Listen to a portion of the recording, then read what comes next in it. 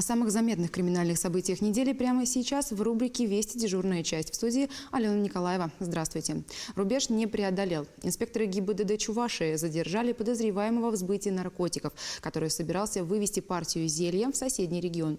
Дальше действовали оперативники Управления по контролю за оборотом наркотиков МВД Чувашии. О том, как дальше развивались события этой истории, расскажет моя коллега Ольга Павлова.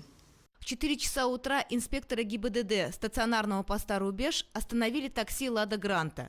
Проверяли водителя, но опытный страж дорог бросил мимолетный взгляд и на пассажира. Тот сразу занервничал. В ходе проверки документов у пассажир, получается, вел себя немножко испуганно.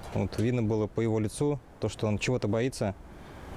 И, получается, пригласили пассажира на пост, чтобы проверить его документы. Когда инспекторы спросили о наличии запрещенных предметов, молодой человек и вовсе задрожал. Полицейские надели на него наручники и вызвали следственно-оперативную группу.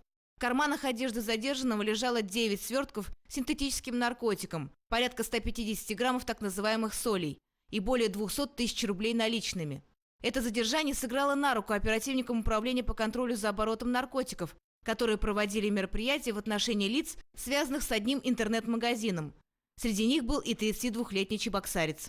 Он является оптовым курьером, который занимался сбытом наркотиков на территории Чувашской республики и республики Мариэл. Были продолжены дальнейшие оперативно-розыскные мероприятия по установлению лиц, которые вместе с ним занимались преступной деятельностью. В комнате чебоксарца на Южном поселке был проведен обыск. Еще до его начала подозреваемый сообщил, где хранит наркотики. У вас в квартире имеется что-нибудь запрещенное в свободном гражданском обороте на территории Российской Федерации? Оружие, наркотики? Что имеется в квартире? Наркотические средства идут. Наркотические средства. Где находятся? На подоконнике на полу. На подоконнике на полу. Первым в съемное жилье горожанина заходит инспектор-кинолог, старший лейтенант полиции Артем Тараденков вместе со своей четвероногой напарницей по кличке Джина. Еще обратите внимание, собака обозначила сигнальным поведением посадки. Занюхав данные коробки, данные пакеты.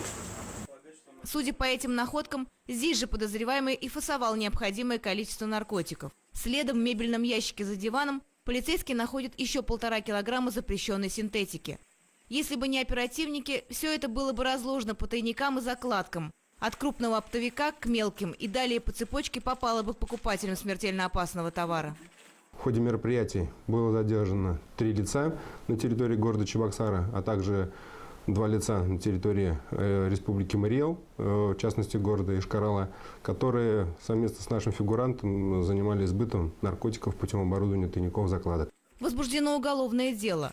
Ранее житель Чебоксар не имел неприятностей с законом. Их не было бы и сейчас.